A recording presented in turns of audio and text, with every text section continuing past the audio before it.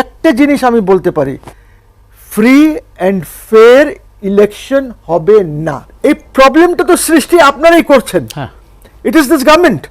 বা যারা ওইখানে আলোচনায় ছিল, ওই টাউট বাটপার আলী রিয়াজের সাথে যারা ছিল, যাওয়াই উচিত হয় নাই, গেছে। আরে বাবা, একটা লোকের ব্যাকগ্রাউন্ড বোঝে করতে হবে। আপনারা ইউনুস সাহেবকে দেখেন, আমি বারবার বলি একটা কথা, আসিফ মাহমুদ, কি নাম তার, সজীব ভুইয়া, সে একটি বই লিখেছে, আপনারা নিশ্চয়ই জানেন। বইয়ের নাম হলো জুলাই। এই বইয়ের 113 আর 114 পাতা পড়বেন। সেখানে স্পষ্টভাবে সে বলেছে যে 5 তারিখ চ্যানেল 24 অফিসে বসে আমরা বিএনপির চেয়ারপারসনকে ফোন করেছি, লন্ডনে কথা বলেছি, আমরা প্রস্তাব দিয়েছি একটি জাতীয় সরকারের। উনি বলেছেন না, এইসব কিছুই করার দরকার নাই, একটি ইন্টারিম গভর্নমেন্ট বা কেয়ারটেকার গভর্নমেন্ট করো, ছোট গভর্নমেন্ট বানাও এবং 3 মাসের মধ্যে ইলেকশন দাও। ওই 3 মাস এখন কত হয়েছে? 15, 16, 17, রাইট। এখনো ইলেকশন নিয়ে সংশয় আছে। কত যাবে আমি আপনি বলতে পারি না, গেসও করতে পারি না। যদি ওইটা হতো যেটা প্রস্তাবিত ছিল, তাহলে কিন্তু ওইখানে বিএনপি থাকতো, ওনার দল থাকতো, আমার দল থাকতো, ইসলামিক দল যারাই আছে মিলে একটা সুন্দর সরকার হতো। ওইখানে বসে আমরা সবাই মিলে যা করার করে ইলেকশন আজকের থেকে 6-7 মাস আগে হয়ে যেত। বুঝছেন? রাইট।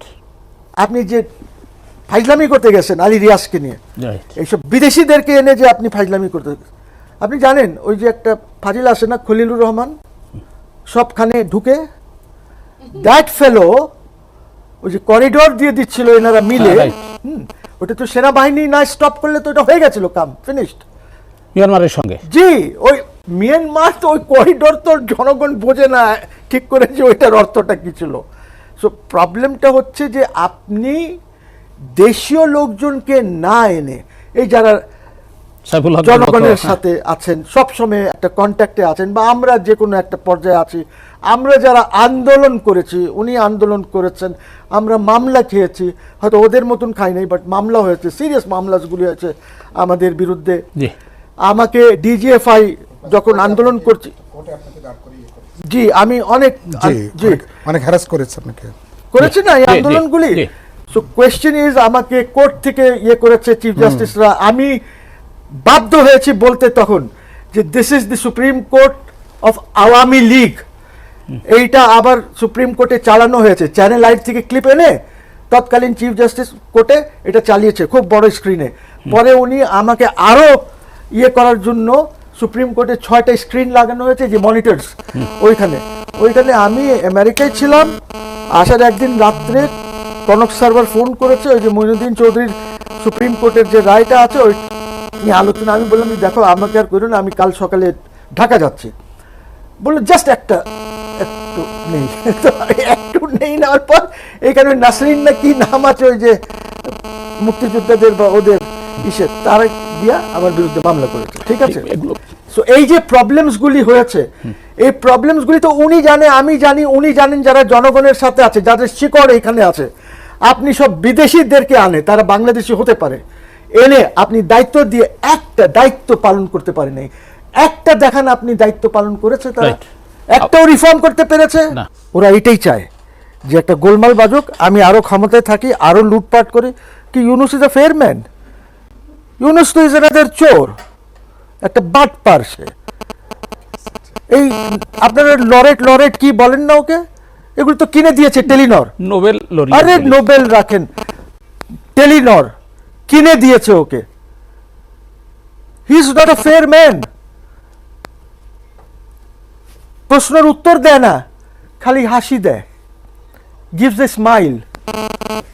কঠিন প্রশ্ন করেন, উত্তর দেবে না, উত্তর দিলেও বলবে এইটা তো আমি বুঝি নাই, তো আপনি আসছেন কেন, চলে যান। এই জন্যই তো আসিফের প্রস্তাব ওয়াজ গুড। আজকে উনি থাকতেন, সালাউদ্দিন সাহেব থাকতো, অনেকেই থাকতো সরকারের মধ্যে, ইলেকশন কবে হয়ে যেত, 14-15 মাস লাগতো না। উনি একটা এনজিও সরকার নিয়ে ঘুরতেছেন, আর যত বাইরে গেছে সব এনজিওর জন্য গেছে এক্সেপ্ট 2, যেটা গেছে আপনার ইউএনজিএ তে, জেনারেল অ্যাসেম্বলিতে 2 বার, এইটা ছাড়া সব এনজিও। আপনি ইয়ে মিথ্যা কথা বলে, আর ওনার একটা স্পিনার আছে, ওই খালি গুগলি মারে, ওই যে কি শফিকুল না কি নাম, মিথ্যুক অফ দ্য হাইয়েস্ট অর্ডার, সে স্পিন করে শুধু কথাবার্তা। বাইডেনের সাথে কোনো সিটিং হয় নাই, ওই পাসিং ইস্যু, ওই যে একটা ডিনার দেয় ওরা, ওই সময় সবার সাথে হ্যান্ডশেক করে, ওই হ্যান্ডশেকের ছবি দিছে আর বলছে বাইল্যাটারাল হয়েছে। সবখানে যদি আপনি মিথ্যা কথা বলেন, বাইডেন না ট্রাম্প? বাইডেন, ট্রাম্পের সাথে তো হয়নি কিছু, ট্রাম্পের সাথে তো কিছুই হয় নাই। And আমার দেশে আরো সমস্যা গভীর হবে কেন? বিকজ ইন্ডিয়াতে যে আমেরিকান অ্যাম্বাসেডর আছে, যাকে নতুন ট্রাম্পের বন্ধু, যাকে অ্যাপয়েন্ট করা হয়েছে, he is an ambassador for India, কিন্তু ওকে দায়িত্ব দেওয়া হয়েছে যে special envoy for south Asia and central Asia. So expect lot of problems. আমি মনে করি যদি ওই যে যদির মধ্যে আছেন, যদি ভোটটা যদি হয়, হ্যাঁ। It will B A manipulated vote. যে কোনো এক দলকে সরকারে বসানোর জন্য ভোটটি হবে, বুঝছেন? বিকজ এইখানে বাইরের প্লেয়ার্সরাও আছে, তারা চায়। আর এক সময় এটা ছিল যে জামাত আর এনসিপি কে দিয়ে কোয়ালিশন গভর্নমেন্ট করাবে, অনেকেরই এই ধারণা। আপনার এখানে রেভলিউশনের মধ্যে তো বিদেশিদের অনেক হাত আছে, ঠিক আছে, টাকা পয়সা আছে, অনেক কিছু হয়েছে এই দেশে, ওদেরও একটা সে আছে। ওই সেটা কার উপর দিয়ে চলছে আপনি বুঝতেই পারছেন। They wanted to keep originally BNP out of this, ওদেরকে আউট অফ দ্য রেস না মানে অপোজিশনে ফেলার জন্য আর ওদেরকে ক্ষমতা দেওয়ার জন্য। এখন মুশকিল হচ্ছে কি যে ওরা যেভাবে কাজ করছে, আমি জানি না যে ওদের কোনো সিচুয়েশন চেঞ্জ হয়েছে কিনা। আমি যে অ্যাম্বাসেডারের কথা বললাম না, he will play a very important role, ঠিক আছে। আর উনি তো হলেন একজন এজেন্ট, ইউনুস সাহেব। ইউনুস সাহেবের যে এজেন্সিটা আছে না, ওর বাইরে যাবে না, বিকজ উনি তো ক্লিন্টনদের বড় ডোনার একটা। সো এখন ওইখানে অ্যালাইনমেন্ট একটু চেঞ্জ হয়েছে, because the Democrats have a bigger hand এখন ওইখানে, এই তিনটা ইলেকশনস যেটা হয়েছে, নিউ ইয়র্ক, এক্স্যাক্টলি, ভার্জিনিয়া, হ্যাঁ এক্স্যাক্টলি, ক্যালিফোর্নিয়া। তো আমি যেটা বলছি সেটা হলো যে দের ইজ আ প্রবলেম। এই জন্যে ইউনুস সাহেব কাকে বসাবেন এবং কিভাবে ম্যানিপুলেটেড ইলেকশন হবে। তবে একটা জিনিস আমি বলতে পারি, ফ্রি অ্যান্ড ফেয়ার ইলেকশন হবে না। হ্যাঁ, কিন্তু ইলেকশন তো জাস্ট 300 সিট নিয়ে হবে, রাইট? তাহলে ম্যানিপুলেশন করার তো সুযোগ থাকবেই। যদি ম্যানিপুলেটেড ইলেকশন আপনি করেন, দেখেন, আই এম সরি বাট বলতে হয় এখন, 2008 সনে ইট ওয়াজ আ ম্যানিপুলেটেড ইলেকশন। আপনারা সবাই ভোট দিয়েছেন, কিন্তু আপনার ভোটটা কাউন্ট হয় নাই। ক্যান্টনমেন্টে রাখা যেটা বাক্সগুলি ছিল, ওই বাক্সগুলি কাউন্ট হয়ে গেছে। জি, বিকজ ওই দিন কাউন্টিং করে নাই এবং অলরেডি লিস্ট করেছিল এবং বিএনপির থেকেও নাম নিয়েছিল যে কাদেরকে আপনি চান, আপনি 60-65টা পাবেন, বিকজ আওয়ামী লীগ নেবে। ওই ধরনের ম্যানিপুলেটেড ইলেকশন এর সম্ভাবনা আছে দেশে, কিন্তু এই মুহূর্তে আপনি ইলেকশন করাতে পারবেন না, বিকজ দেশে কোনো ল অ্যান্ড অর্ডার নাই, আপনার কাছে টাকাও নাই ইলেকশন করানোর জন্য। টাকা নাই কেন? বিকজ আপনার ফাইন্যান্সিয়াল আর্কিটেকচার যেটা আছে সে টোটালি কোল্যাপস করে গেছে। আজকে ব্যাংকে আপনি অনেক জায়গায় আমি শুনছি যে 1 লাখ টাকার চেক দিয়ে গেলে আপনাকে বসায় রাখে, বলে আজকে 10,000 টাকা নিয়ে যান, আমি কালকে আপনাকে টাকা দেব, ঠিক আছে, এই পর্যায়ে গেছে। আর আমি গভর্নমেন্টের এই পলিসিটা সমর্থন করছি না যে এই 5টা 10টাকে, যা যে ব্যাংকসগুলি ব্যাংক্রাপ্ট হয়ে গেছে, মরে গেছে, কবর দিয়ে দেন, জাস্ট বাড়ি দেন। আপনি 5টা 10টাকে করে আরো দেশে অস্থিরতা সৃষ্টি করবেন, ডোন্ট ডু দ্যাট।